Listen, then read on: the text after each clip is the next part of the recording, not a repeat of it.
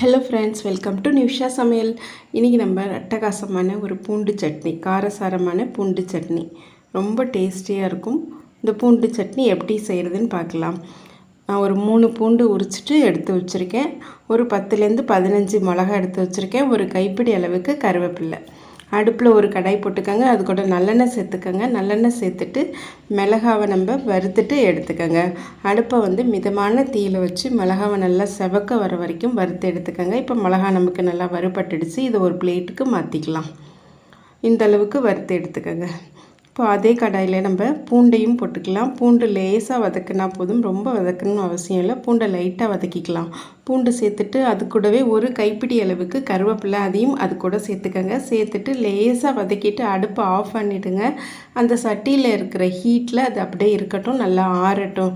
நம்ம first mixie ஜாரில் நம்ம வறுத்து வச்சுருக்கிற மிளகாவை சேர்த்துக்கோங்க. அது கூடவே உப்பு, கொஞ்சம் புளி, கொஞ்சமாக தண்ணி சேர்த்துக்கோங்க. தண்ணி சேர்த்துட்டு இதை அரைச்சி எடுத்துக்கோங்க. ஃபஸ்ட்டு அதை அரைச்சிட்டு அதுக்கப்புறம் பூண்டு கருவேப்பிலை அதையும் அது கூட சேர்த்துட்டு அரைச்சிக்கோங்க. இப்போது அரைச்சாச்சு. நமக்கு பூண்டு சட்னி ரெடி ஆகிடுச்சு. இதை ஒரு தாளிப்பு ஒன்று சேர்த்துக்கோங்க.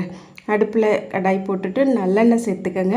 நல்லெண்ணெய் சேர்த்து அது கூட கடுகு தாளித்து இது கூட கொட்டிடுங்க. அவ்வளோ தாங்க. ரொம்ப ரொம்ப டேஸ்டியாக இருக்கும் இந்த பூண்டு சட்னி. காரசாரமான இந்த பூண்டு சட்னி இட்லி தோசைக்கு சைட் டிஷ்ஷாக சாப்பிடும்போது ரொம்ப டேஸ்ட்டாக இருக்கும். இது முடக்கத்தான் தோசை, வெந்தய தோசைக்கு சூப்பரான காம்பினேஷன்.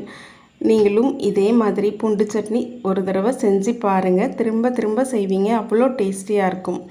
செஞ்சு பார்த்துட்டு எப்படி வந்துச்சுன்னு கமெண்ட்ஸில் சொல்லுங்கள். மறக்காமல் நிமிஷா சமையலுக்கு சப்ஸ்கிரைப் பண்ணுங்கள், லைக் பண்ணுங்கள், ஷேர் பண்ணுங்கள்.